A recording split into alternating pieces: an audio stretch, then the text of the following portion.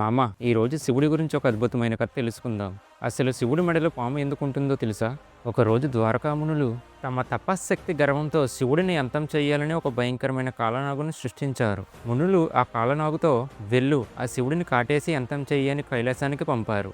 అదే సమయంలో కైలాసం కొండల్లోనే ఒక చిన్న పాము ఉండేది. ఆ పాముకి అస్సలు విషం లేదు, చూడటానికి కూడా చాలా బలహీనంగా ఉండేది.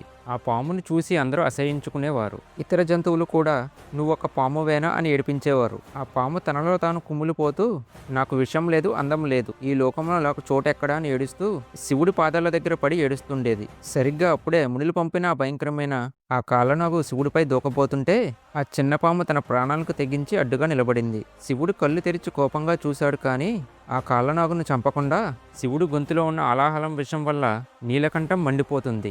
ఆ మంటను తగ్గించేందుకు కాలనాగులోని విషపు చల్లదనం శివుడు గొంతుకు ఒక ఔషధంలా అవసరమైంది. శివుడు ఆ కాలనాగులోని కోపాన్ని తీసేసి దాన్ని మెడలో చుట్టుకున్నాడు. వెంటనే ఆయన గొంతు మంట తగ్గింది. అది చూసిన ఆ చిన్నపాము, స్వామి, నా దగ్గర విషం లేదు, నేను నీకు ఏ రకంగానూ సాయం చేయలేకపోయానని ఏడ్చింది. అప్పుడు శివుడు నవ్వుతూ ఆ చిన్న పామును చేతిలోకి తీసుకుని, లోకంలో దేనినైతే పనికిరాదని తరిమేస్తామో అది నా కంటికి ఎంతో విలువైనది, విషయం కంటే నీ ప్రేమ ధైర్యమే గొప్పవి అంటూ ఆ చిన్ని పామును శివుడు తన చేతికి కంకణంగా చుట్టుకున్నాడు. ఆ రోజు నుండి శివుడి మెడలో ఉన్న నాగరాజుకి ఎంత గౌరవం దక్కిందో ఆయన చేతుకున్న ఆ చిన్ని పాముకు కూడా అంతే గౌరవం లభించింది. శివుడు అంటే ఇష్టం ఉన్న వాళ్ళు లైక్ అండ్ సబ్స్క్రైబ్ చేసుకోండి. అలాగే ఓం నమః శివాయ అని కామెంట్ చేయండి.